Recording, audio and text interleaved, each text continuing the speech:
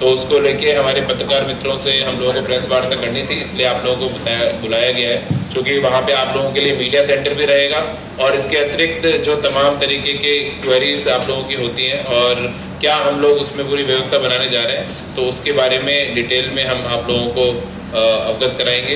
तो पहले मैं सर से अनुरोध करूंगा कि एक बार आप अपने स्तर से पुलिस अरेंजमेंट्स क्या रहेंगे, पत्रकारों के लिए क्या अरेंजमेंट्स रहेंगे, जरा ब्रीफ कर दें, फिर मैं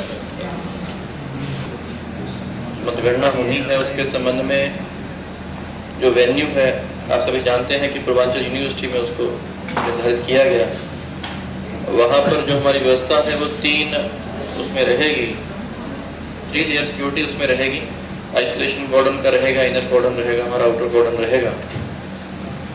ओवरऑल वहाँ जो व्यवस्था के प्रभारी हैं वो हमारे एडिशनल एसपी होंगे, एसपी सिटी, बाकी हम और टीम साहब वहाँ पे रहेंगे। 5 हमारे सीओज वहाँ पर रहेंगे ड्यूटी में। इसके अलावा दोनों शिफ्ट्स के मिलाकर के लगभग हमारे 1500 कर्मचारी वहाँ पर ड्यूटी में तैनात रहेंगे और लगभग 20 SO/SHOs वहाँ पर रहेंगे। मीडिया के लिए गैलरी वहाँ पर अलग से बनाया गया है, स्थान चिन्हित किया गया है और अंदर सिर्फ जो एजेंट्स होंगे जिनके पास पासेस होंगे उन्हीं को ही एंट्री वहाँ पे प्रदान की जाएगी मेन गेट से। जिनके पास पास नहीं होंगे उनको किसी प्रकार की एंट्री वहाँ पे नहीं दी जाएगी। 3 लेयर सिक्योरिटी में हर लेयर पे चेकिंग फ्रिस्किंग की जाएगी ताकि कोई भी ऐसी आपत्तिजनक वस्तु या इक्विपमेंट या डिवाइस कोई अंदर ना जा पाए, इसलिए तीनों जगह पे उस चीज़ की चेकिंग सुनिश्चित की जाएगी। बाकी जो अंदर बैरिकेडिंग वगैरह करके सभी कहाँ पे जो एजेंट्स खड़े होने का जो स्थान है और जहाँ पे काउंटिंग के अधिकारी कर्मचारी वगैरह बैठेंगे उसको ऑलरेडी चिन्हित किया जा चुका है। इसी के साथ हमारी अलग अलग QRTs की टीम को डिप्लॉय किया गया है जो बाहर की रोड है उस पर, और इसी के साथ साथ अंदर भी QRT टीम को डिप्लॉय किया गया है। आप सभी की जानकारी में है कि धारा 144 जनपद में लागू है, तो उसका अनुपालन सुनिश्चित कराया जाएगा। इसके अलावा सभी जो भी ऐसे उपद्रवी तत्व हो सकते हैं उनको चिन्हित किया गया है और उनके विरुद्ध निरोधात्मक कार्रवाइयाँ लगातार जारी हैं। ऑलरेडी इलेक्शन से पहले भी 10,000 से ऊपर ऐसे लोग हैं जिनको चिन्हित करके उनके विरुद्ध पाबंद की कार्रवाई या जिला बदल की कार्रवाई ऑलरेडी की जा चुकी है। किसी के पास भी कोई इस प्रकार की सूचना आती है तो तत्काल उसको शेयर करेंगे। धन्यवाद। के बारे में लगभग हमारे 1500 से ऊपर पुलिसकर्मी पूरी तरह मुस्तैद रहेंगे और कहीं किसी प्रकार का लॉ एंड ऑर्डर का कोई इशू ना बने उसके लिए रहेंगे। तो एक अनुरोध तो पुलिस व्यवस्था के बारे में हम आप लोगों से ये करना चाहेंगे कि आप लोग भी चूँकि लोकतंत्र के पैरी हैं और इस समाज के ही अंग हैं, तो कहीं किसी प्रकार से कोई भी गुंडा तत्व अनावश्यक रूप से आम जनता को या प्रशासनिक व्यवस्थाओं को चुनौती देने का प्रयास करता है, तो ऐसे लोगों को आप लोग उसको जरूर अपना ये रिपोर्टिंग करिएगा, एक्सपोज करिएगा, सो दैट हम लोगों को भी एक्शन लेने में आसानी रहे, क्योंकि आप लोग भी इसी लोक व्यवस्था के पार्ट है। कहीं पे अनावश्यक रूप से कोई भी असामाजिक तत्व किसी भी प्रकार से माहौल जो हमारे जनपद का इतना शांतिपूर्ण है और सभी लोग बड़े प्रेम से एक साथ रहते हैं, तो उसको चुनौती ना दे पाए, ये बहुत आवश्यक है। ठीक है, तो चुनाव हर बार आते हैं, चुनाव हर बार जाते हैं, पर लेकिन जो हमारा देश समाज और जो सामाजिक हमारा ताना बाना है वो वहीं पे रहता है। हम और आप सब लोग वहीं साथ में रहते हैं, जनपद के लोग सभी सब लोग साथ में रहते हैं। तो इसलिए हम अनावश्यक अफवाहों, अनावश्यक चीज़ों के बारे में जनपद के लॉ एंड ऑर्डर से कोई व्यक्ति खिलवाड़ कर जाए और हम लोग भी जाने अनजाने में वो उनको मतलब चिन्हित ना कर पाए, तो वो हमारे सिस्टम का फेल्योर है। तो चूँकि आप सभी पत्रकार मित्र भी हमारे साथ कंधे से कंधा मिलाकर और बहुत जटिल व्यवस्थाओं में, जटिल अवस्थाओं में काम करते हैं। इतनी गर्मी में हम लोग देखते हैं कि आप लोग बाहर 48 डिग्री टेम्परेचर हो रहा है, उसके बाद भी आप लोग पूरा लगे रहते हैं। उस दिन भी वहाँ पे रहेंगे। तो मेरा वही एक तो अनुरोध आप लोगों से रहेगा कि ऐसे जो तत्व हैं, असामाजिक तत्व जो लोग शांति को प्राप्त करने का प्रयास करेंगे, आप लोग कवर करके हमें तुरंत सूचना दें। एक में थोड़ी सी कम हो गई थी, बट अब फिर से वो हिंदी पत्रकारिता का इस समय बड़ा अच्छा माहौल है और आई थिंक हिंदी पत्रकार जो है पूरे हमारा तो ये क्षेत्र विद्वानों का गढ़ माना जाता है और हिंदी पत्रकार भी जो आप लोग हैं, आप लोगों की भाषा शैली और आप लोगों का जो अध्ययन होगा तो ये आपका अच्छा कलेक्टेड में वेयर हाउस है यहाँ से टीडी इंटर कॉलेज में, और शाम स्थिति में खुलता है, प्रत्याशियों को सबको उसकी जानकारी भी है। तो आज शाम को भी वो हम लोग ईवीएम्स वापस लेकर आएंगे, ट्रेनिंग ईवीएम्स, और उसको लाके वेयर हाउस में जमा कराएंगे। और फिर जब 3 तारीख को एक ट्रेनिंग, जो लास्ट ट्रेनिंग हमारी और होगी, उस दिन भी हमारा यहाँ से वेयर हाउस खुलेगा, ट्रेनिंग ईवीएम्स हमारी जो है हम ट्रेनिंग उसकी कराएंगे, या तो टीडी का कॉलेज में कराएंगे या हमारा जिला पंचायत के वेयर हाउस में इसमें ऑडिटोरियम में कराएंगे। प्रक्रियाओं के बारे में लोगों को जानकारी नहीं होती। चुनावी प्रक्रियाएं आपको पता है कि इसमें बहुत सारे स्टेप्स होते हैं, जटिल प्रक्रियाएं हैं, और जानकारी के अभाव के कारण कुछ भी उल्टा सीधा जो मन में आया वो लिखते रहते हैं, या जो मन में आया बोलते रहते हैं। तो ऐसे सभी, और आप लोग चूंकि प्रबुद्ध वर्ग के लोग भी हैं और आप लोग ये सारे सिस्टम दिया है, बहुत सारे उम्मीदवारों को ट्रेनिंग दे दिया। आपको प्रेस नोट में माध्यम से मैंने लिखित में सबको काउंटिंग का प्रोसीजर पहले ही दे दिया है, और आप सबको प्रेस नोट में भी हम दे रहे हैं, आपको ब्रीफ कर रहे हैं। उसके बाद भी कोई अगर व्यक्ति अफवाह उड़ाता है तो उस पर तो फिर हम कानूनी कार्रवाई करेंगे, उस पर एफआईआर कराएंगे और वो विधिक कार्रवाई होगी। क्योंकि इस प्रकार से नहीं हो सकता है कि भारत निर्वाचन आयोग के बहुत स्पष्ट निर्देश है, हर चीज़ की प्रक्रिया है, हर चीज़ के लिए अधिकारी और कर्मचारी लगे हो, हर एक चीज़ पे जो पोलिंग एजेंट है वो लगे हुए हैं, हर एक चीज़ के लिए कैंडिडेट इलेक्शन एजेंट की उपस्थिति में सारी प्रक्रियाएं हो रही हैं। उसके बाद में अफवाह का कोई प्रश्न रह नहीं जाता है, क्योंकि जटिल प्रक्रिया वो होती है कई बार जो आम जन को जानकारी नहीं होती, तो जो भ्रांति फैलाता है व्यक्ति, तो उसको हम लोग जिम्मेदारी तय करेंगे। लेकिन आम जन की सुविधा के लिए भी हम लोग अभी सोशल मीडिया के माध्यम से और प्रिंट मीडिया के माध्यम से, आपके माध्यम से लगातार हमें बता रहे हैं कि ये प्रोसीजर है, इसी के अंतर्गत काउंटिंग होगी, और बाकी जो वहाँ पे सीसीटीवी कैमरा, वीडियो कैमरा, हर एक चीज़ रहेगी, ऑब्जर्वर्स रहेंगे इलेक्शन कमीशन की तरफ से, तो उनकी उपस्थिति में हर एक चीज़ होगी। 25 मई की देर शाम से लेकर के 4 जून क्या जो 4 जून के लिए अभी जो वहाँ पे सुरक्षा व्यवस्था है वो तो वो लगातार है। सीएपीएफ की सुरक्षा व्यवस्था इनर कॉर्डन में होती है, आउटर कॉर्डन में स्टेट पुलिस होती है, और उनकी पूरी एक वहाँ पे व्यवस्था रहती है।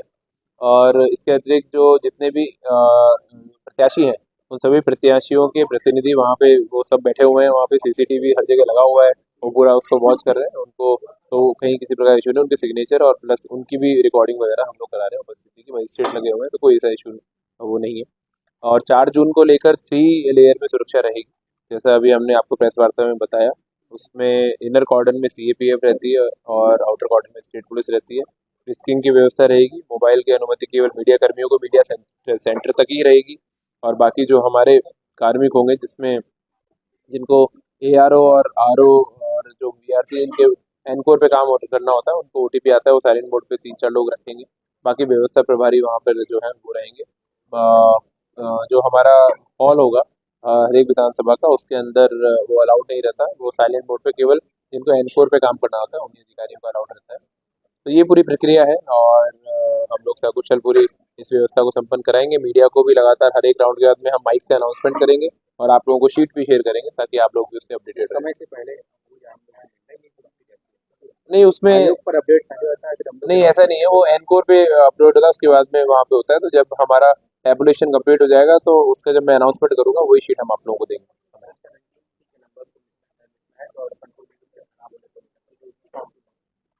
हाँ, उसकी प्रक्रिया के बारे में मैंने आपको बताया कि जो फॉर्म 70C होता है, जो पीटासीन भरकर लेकर आते हैं कि टोटल कितने वोट डले उस बूथ पे, और जो सीयू में अगर वोट का कुछ अंतर उसमें होता है तो उसकी फिर काउंटिंग उस मशीन को अलग से रख लिया जाता है एआरओ के पास में, और उसकी काउंटिंग तभी की जाती है जब पूरी लोकसभा में लास्ट में आते आते विनिंग मार्जिन पहले और दूसरे कैंडिडेट में उसमें जितने वोट है उसके बराबर या उससे कम रह जाए, नहीं तो उसकी काउंटिंग नहीं होती।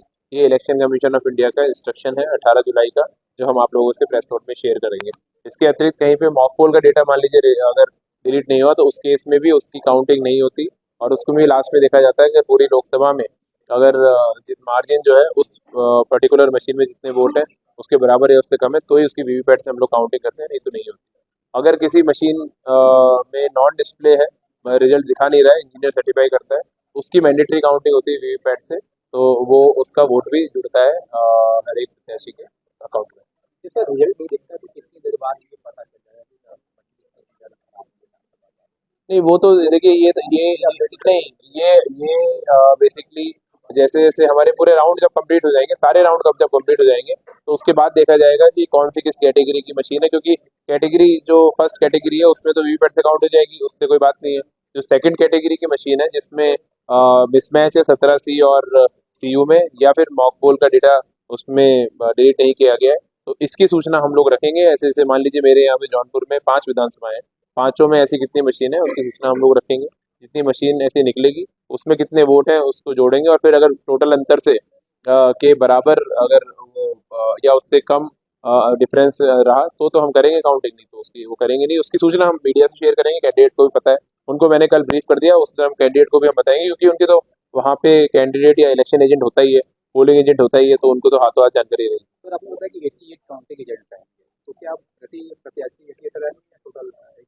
नहीं, हर एक जो लोकसभा होती है उसमें 14 टेबल लगती है, तो 14 तो हर एक प्रत्याशी के 14 काउंटिंग एजेंट वो हो गए, प्लस एक 15वां लगता है कंप्यूटर पे जो टेबुलेशन होता है, जो जोड़ते हैं सारे उसके राउंड को, सारी टेबलों का योग जो होता है उसको देखने के लिए।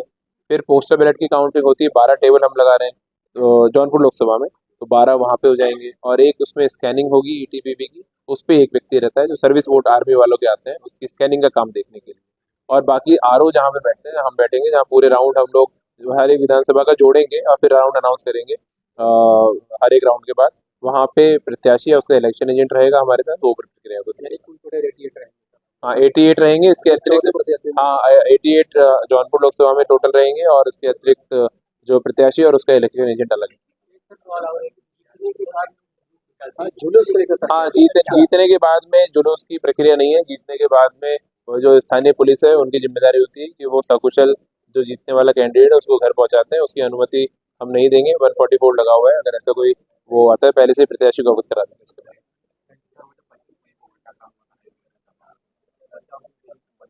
नहीं, उसमें देखिए हमने जांच की है, जिस अधिकारी ने उसमें गलती वहाँ से की थी उसके विरुद्ध हमने ये आयोग को लिखकर भी भेजा है, और उसकी जिम्मेदारी हम लोगों ने तय करी। जनपद जौनपुर में जो 4 तारीख को मतगणना के संबंध में पुलिस के द्वारा पूरी तरह से अरेंजमेंट्स कर लिए गए हैं। इसमें ट्रिपल लेयर में सिक्योरिटी का इंतजाम किया गया है। आइसोलेशन कॉर्डन जो सबसे अंदर रहेगा, फिर इनर कॉर्डन और आउटर कॉर्डन के, तो इसमें 3 भागों में जो हमारी ड्यूटीज़ रहेंगे, सभी जगह पे चेकिंग और फ्रिस्किंग की व्यवस्था की गई है। और जितने भी हमारे अलग अलग कर्मचारी, एजेंट्स या अन्य मीडियाकर्मी या अन्य जो भी लोग वहाँ पर रहेंगे, सभी की जो एंट्री है उस स्थान को चिन्हित करके सभी को अवगत करा दिया गया है, और हर लेयर पे जो चेकिंग होनी है उसकी व्यवस्था कर ली गई है। और वहाँ के प्रभारी हमारे SPC रहेंगे, जो ओवरऑल प्रभारी रहेंगे, और उसके साथ साथ हमारे 5 COs वहाँ पर अंदर से लेकर के बाहर तक जो अलग अलग स्टेजेस हैं वहाँ पे सुरक्षा के दृष्टिकोण से वहाँ तैनात रहेंगे। इसके अलावा पर्याप्त संख्या में पुलिस बल को लगाया गया है, और सुनिश्चित किया जाएगा कि कानून व्यवस्था की किसी तरह की कोई छेड़छाड़ न हो।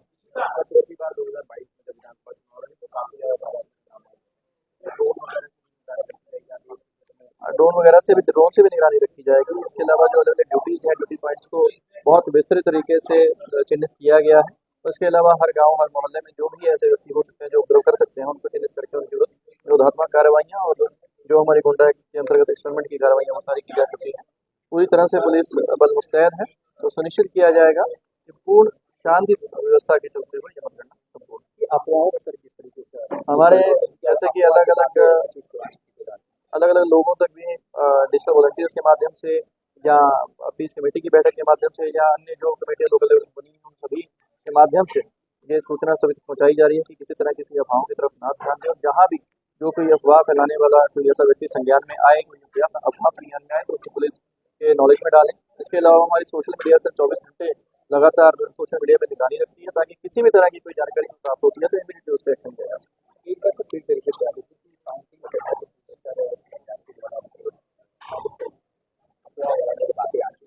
अब किस तरह की निगरानी देखिए, इसमें जितने भी इसमें स्टेक होल्डर हैं सभी को मीटिंग्स करके लगातार अवगत कराया जा चुका है, और जो भी उनके सपोर्टर्स हो सकते हैं सभी हमारे इस समय सर्विलांस में हैं, निगरानी में रखे जा रहे हैं, और किसी भी प्रकार से किसी को इजाजत नहीं दी जाएगी कि कानून व्यवस्था छेड़छाड़ कर सके।